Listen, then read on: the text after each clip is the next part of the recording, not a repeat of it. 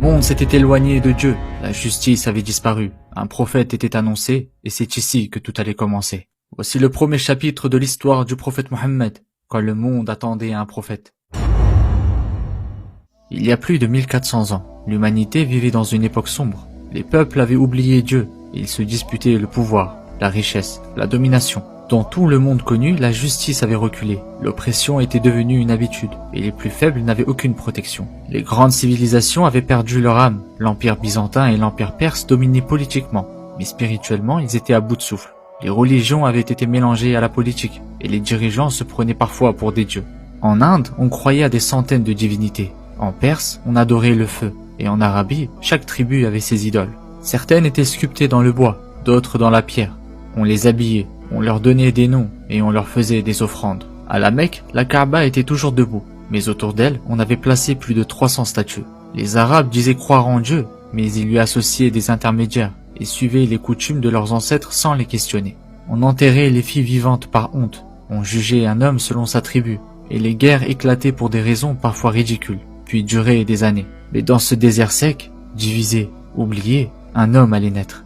Pas n'importe lequel, un prophète, annoncé depuis des siècles dans les livres anciens. Des rabbins, des prêtres, des moines savaient qu'un dernier messager devait venir. Ils reconnaissaient certains signes, ils en parlaient entre eux, mais aucun ne savait exactement quand ni où il allait venir. Car ce prophète n'allait pas venir d'un empire, il n'allait pas sortir d'un palais, mais d'une tribu simple et d'une ville sans roi. Et pourtant, cet homme allait changer les cœurs, réunir les peuples et rétablir la vérité. Car le plus grand prophète de l'humanité était sur le point de venir, et nous allons bientôt démarrer son histoire. Un orphelin est né à la Mecque, sans père, sans richesse, mais avec un destin immense. Voici le chapitre 2 de l'histoire du prophète, la naissance de Mohammed. C'était quelques semaines après la défaite d'Abraha. Un enfant est né à la Mecque. Son nom était Mohammed, et cette naissance allait tout changer. Le père de Mohammed s'appelait Abdullah.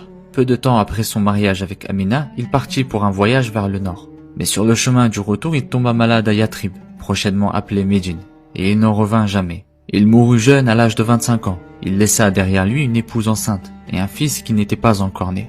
Amina bint Wahb appartenait à une famille noble de Quraysh. Elle était connue pour sa piété, sa pudeur et son intelligence. Elle portait son enfant seule, mais avec dignité, sans crainte et avec confiance en Dieu.